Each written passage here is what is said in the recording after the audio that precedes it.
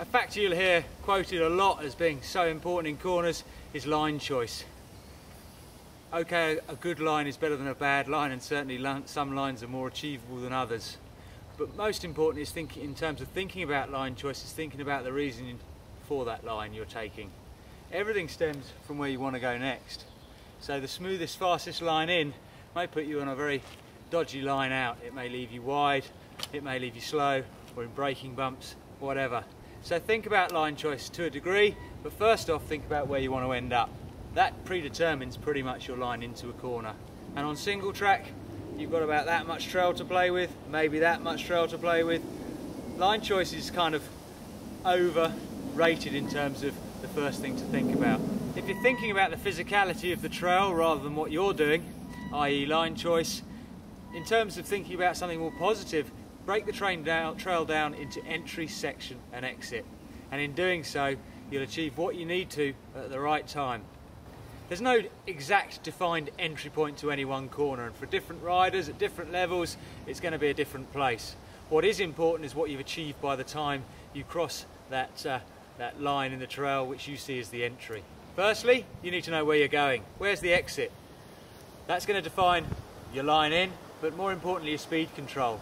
And your speed control needs to be done before the point of entry into the corner. By that point you're also ready, knowing when your foot's going to go down and the pressure is going to be applied through the apex of the corner, and when to start moving that body, twisting those hips to get you through that corner. Having set yourself up by the entry point, the section, there's very little to do. All you're doing is looking ahead for that exit and what's next. If there's a big drop coming, you need to prepare. If there's an uphill coming, you might need to prepare. So think ahead, ahead, ahead. As Stirling Moss said, the section is a place for minor modifications and changes. And I think we need to do less than that. When it comes to a fundamental skills drill for seeing how important the body positioning is, practice tight turns on a fire road, turning around on yourself. If I just slowly turn my body around, I'll only just about get around this space in order to turn around in time. What I really need to do is to plan ahead and look for my exit. So rather than looking halfway around the corner, I'm going to look right over my shoulder, twist my body around, and the bike comes through much tighter. So as I'm coming through, I'm actually looking over my shoulder to where I want to end up, and straight away we're turning around a lot more sharply. Twisting those hips, twisting the shoulders, drives the bike through and round. The psychological side of things, really important when it comes to making it through corners and round corners to where we want to end up. It's very easy to lack commitment in corners, either scrubbing off way too much speed on the way in, or halfway, worse still, halfway around the corner, and then starting to look for where we think we might be ending up rather than where we want to end up.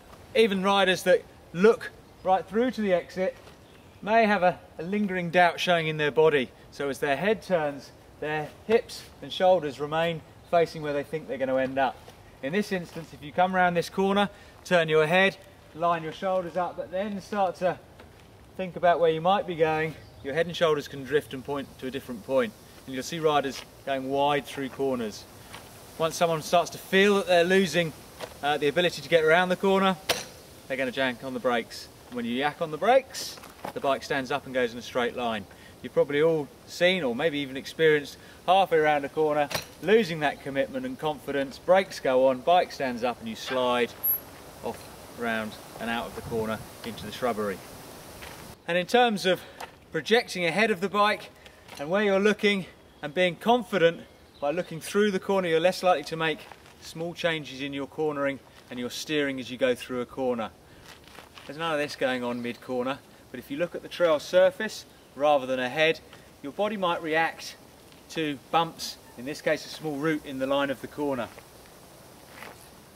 When the bike's leant over, it's got quite a lot of grip. I can actually push pretty hard and it takes quite a lot of force before it starts to slide. If I apply that same force and then have a small micro steer mid-corner, away goes all of that grip. So as I approach this route, if I'm looking at it, chances are my reflex action will be try and steer around it. If I steer around it to the outside or steer around it to the inside, both of those are going to result in front wheel washout. It's nothing to do with the tyres you bought or didn't buy, it's to do with you. Confidence can be an issue as well with cornering. If you start to fear a corner as you're going in, and leaning back and away from it, you're actually lightening the pressure on the front tyre at just the point you want to be, making sure there's plenty of down pressure through it, down and through that tyre.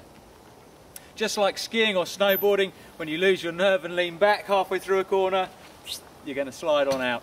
You're not going to keep the edge, in this case the edge of the tyre, embedded. You're actually going to lose that edge, and away you go in a straight line.